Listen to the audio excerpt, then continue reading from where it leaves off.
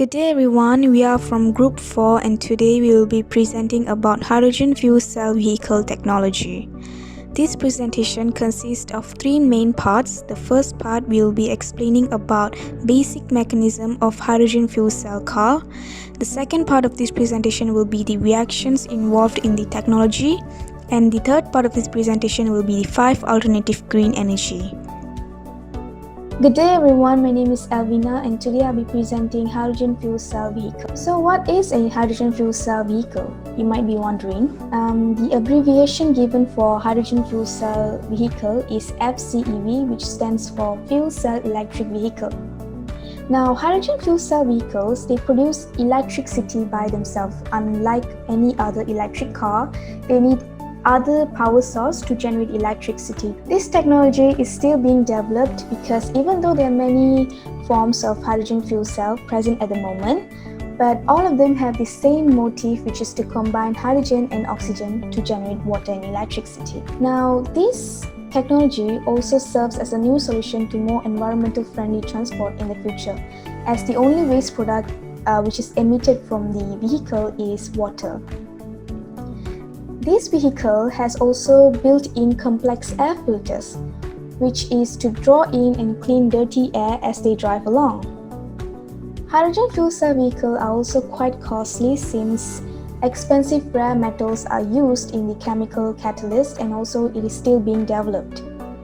But however, the costs are expected to go down over time as engineers are still finding ways and also found many other ways to make the vehicle more durable and cheaper. Fuel cells can also be refilled in less than 5 minutes with sufficient hydrogen and oxygen to travel about 300 to 500 miles, which is up to 800 kilometers. Now you might be wondering, how does this technology actually works? So here is an example as a figure of a car of this technology. As you can see here, it has a battery, a fuel cell, a hydrogen tank and electric engine.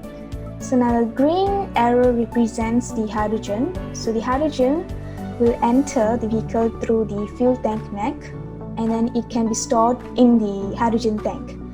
And then when it is needed, it will travel to the fuel cell where the reaction will take place with the oxygen.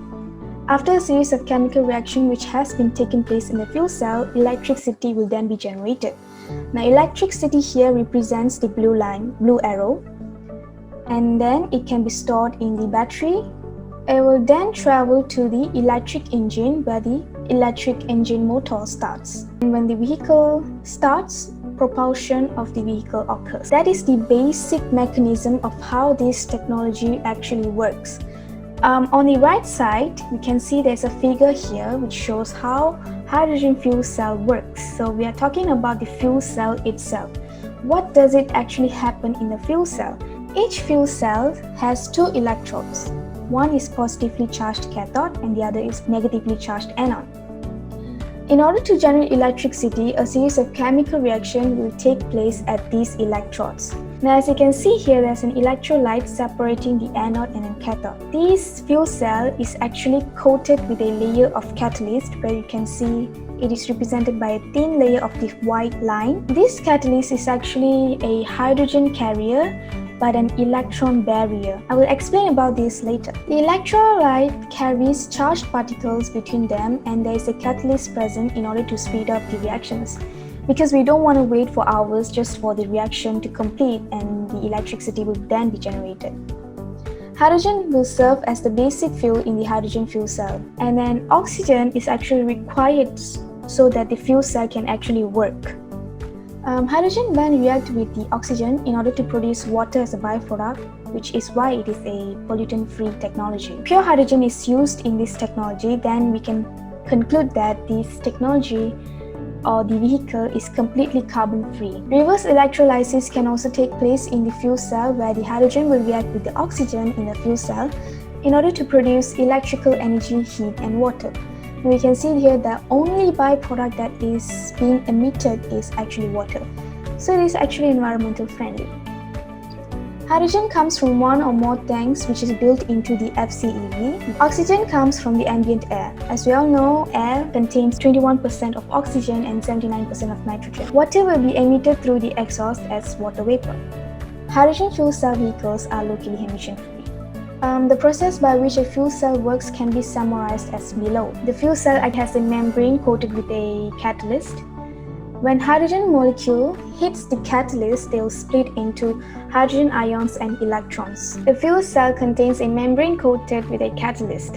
When the hydrogen molecule hits the catalyst, it will split into hydrogen ions, which is also known as protons, and electrons. The membrane lets the hydrogen ion pass through, but not the electron. As I said just now, the catalyst membrane is actually hydrogen ion carrier but electron barrier. So it does not allow electrons to pass through the catalyst. So where will these electrons will go? Electrons will flow through an electric circuit where the electric current is generated. At the cathode side, the hydrogen ions and electrons and the oxygen in the air combine to produce water. In order to produce enough electricity to be able to propel a vehicle, a complete fuel cell system consists of several hundred of membranes are stacked together. Since single fuel cells do not produce much electricity, therefore, they are arranged into stacks to create more power. As I said just now, fuel cell does not provide enough electricity for a car to move. So that is why it is arranged in hundreds of stacks. Fuel cells work like batteries, but unlike them, they do not need to be recharged. So they can generate electricity when the fuel source is applied. It also operates silently as there are no moving parts involved in any of the anode, cathode, or electrolyte, unlike the conventional cars. The fuel cell range is independent of the outside temperature. Electricity generated in the fuel cell of hydrogen engine can take two routes, depending on the demands of the particular driving situation. The fuel cell system is dimensioned for normal use, but whenever extra power is needed, it is provided by a battery on the vehicle. So when the fuel cell produces more power than the truck currently needs, the excess energy is used to charge the battery. The battery will also be charged by the brake energy from the vehicle. Now this battery is known as the peak power battery, and it is significantly smaller and lighter than a fully electric car. For example, Tesla. It can also recover the brake energy where the electric motor converts the kinetic energy of the vehicle back into the electric energy, as I said just now. As you can see here, now we can compare the three types of vehicles. Hydrogen fuel cell vehicles are the most expensive ones because it is still being developed and expensive rare metals are still being used in the catalysts. It can travel from about 320 to 405 km per charge, and it takes 3 to 4 minutes to refuel, unlike other electric vehicles where it takes about 30 minutes to 12 hours to refuel. Electric cars does not have emission. Hydrogen fuel cell vehicles only emits steam to the environment, while conventional vehicles emit carbon dioxide and carbon monoxide to the environment, which is not environmental friendly. Electric vehicles actually runs on batteries charged electrically, while hydrogen fuel cell vehicles produce their own electricity. Tesla is one of the examples of electric vehicles. Hydrogen refueler stations, which actually looks like the conventional petrol station, it can fill a typical hydrogen car in 5 minutes. In countries like Germany and US, hydrogen refueling pumps are present at conventional petrol stations. The concept of refueling is actually same as the conventional type of diesel or petrol car, where we will just fill it up like diesel or petrol. And a hydrogen bowser has a pump with nozzle that clamps onto the car. Once the seal has been made, the hydrogen gas starts filling in the tank in the car. Otherwise, if the seal has not been made, it will not start pumping to ensure there is no leakage. On the right side of the figure, the guy holding the tube is actually called the hydrogen bowser, and at the bottom there is actually the hydrogen refueler station. The next question given was discuss the reaction involved in detail and name the product formed. The reaction involved in this hydrogen fuel cell is fuel cell vehicles uses hydrogen gas to power an electric motor. This combines hydrogen and oxygen to produce electricity. Hydrogen gas is supplied to the anode fuel cell. The anode is coated with platinum, which acts as a catalyst, which decreases the time to react and to break down the hydrogen into protons and electrons. If a circuit is connected between anode and cathode, then the electrons can travel through the circuit and provide power to any load that is connected as part of the circuit. This here is the reaction that occurs at anode, which releases hydrogen protons and electrons. This is an example of oxidation reaction. The flow of electrons through the load is the electric current that is generated by the fuel cell. Hydrogen ions that are produced from the hydrogen at the anode can travel through the electrolyte in the fuel cell to the cathode.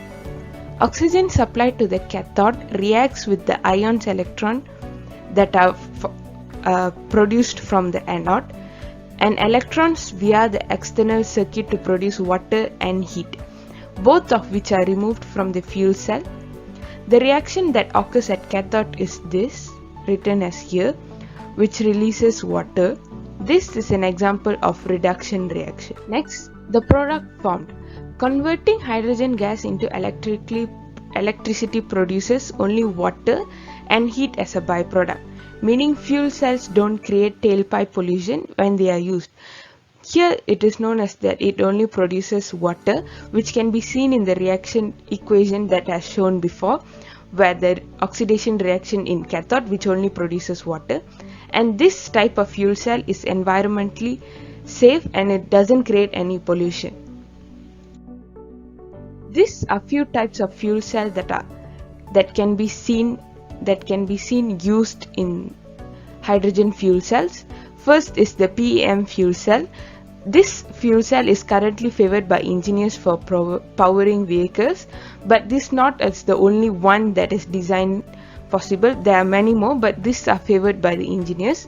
Next is the spacecraft use more primitive design called an alkaline fuel cell. Third is much greater amounts of power could be generated by an alternative design known as solid oxide fuel cell. Fourth, microbial fuel cells have an extra feature, which they use tank of bacteria to digest sugar, organic matter or some other fuel and produce an electric current. And fifth is another possibility is to have a vehicle with a solar panel on the roof that uses the sun's electricity to split the water into hydrogen and oxygen gases with an electrolyzer. Good day everyone, I'm Veronica Bhaskarasa and my matrix number is 206485. Today, I'm going to present about 5 alternative green energy and I'm going to discuss about the reactions involved and the products formed. Now let's look into the first energy, which is biofuel. Biofuel can be derived from biomass, and biomass basically means that the waste of plant or animals that are processed to create a fuel. This is a renewable source of energy as it can be produced continuously. Now let's look into the types of biofuels. The first one is alcohol. Examples of alcohol are ethanol and methanol, which are obtained from fermentation of sugar or starch crops. The next one is biodiesel. Biodiesel can be made from the hydrogenation of vegetable oils and animal plants. Biofuel can be produced from biomass material being converted to energy through the thermochemical and biological process. An example of this is biodiesel reaction, where oil reacts with alcohol to produce biodiesel and glycerin. To understand better, let's look at this schematic diagram. It shows the biodiesel production. Firstly, vegetable oil or animal fats undergoes transesterification process where it produces crude biodiesel and crude glycerin. The products are refined to get pure biodiesel and glycerin, and this process also involved a methanol recovery process. Next is when biofuel are combusted in the engine of the vehicle, it produces smoke particles which are carbonaceous nature, and it also consists of organic carbon OC and elemental carbon EC fraction. Moving on to the second one, which is air energy. Compressed air powered vehicles or CAV are powered by the air energy. It uses the compressed air as its fuel. Now let's look at how this vehicle works. Air is firstly compressed to higher pressure at a compressor station. It is then transferred to the storage tanks. Then the compressed air is slowly released to the power pneumatic motor. Then the motor converts the air power to mechanical power, which is transferred to the wheels, and it's used to operate the vehicles. Since the vehicle is using air energy, thus the emission is free at the exhaust. And according to reports, Tata Motors, or the Indian Automotive Manufacturing Company, will be launching a car in 3 years' time using the compressed air technology in India. And the air-powered cars will weigh below 907 kgs, which will make it more fuel efficient. This is the example of the air-powered cars. The next one is natural gas. Compressed natural gas vehicles operates with a spark-ignited internal combustion engine. Now let's look at how this natural gas vehicle operates. Firstly, natural gas is stored in the fuel tank or a cylinder at the back of the vehicle. Fuel system transfers high pressure gas from the fuel tank through the fuel lines, where a pressure regulator reduces the pressure to a level compatible with the engine fuel injection system. Then fuel is introduced into the combustion chamber, where it mixes with air, then compressed and ignited by a spark plug. When it's combusted, it produces energy that drives the vehicle. This vehicle has emissions, but lesser emissions because it's a cleaner fuel, and the emissions are regulated amount of hydrocarbons, oxides of nitrogen, carbon monoxide and carbon dioxide. The next one is solar energy. Solar vehicles are powered by solar energy, and it's obtained from solar panels that's on the surface of the vehicle. Now let's look at how solar energy is used to operate a vehicle.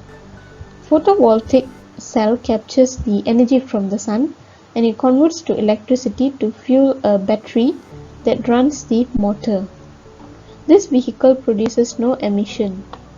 This picture shows a solar bus where in Tindo, Australia, this is the world's first public transport that uses the solar energy. The last energy is electrical energy. All electric vehicles are known as battery electric vehicles, and the types of batteries used is lithium-ion, nickel metal hydride and lead acid. Now let's look at how battery electric vehicles operate. It uses the electricity stored in the battery pack to power an electric motor and turn the wheels. When it's depleted, the batteries are recharged using grid electricity, either from wall socket or dedicated charging unit. And this vehicle does emit carbon dioxide gas, which due to manufacturing of the battery and from the electricity generation. And that is it for my presentation today. I hope you enjoyed it. Thank you very much.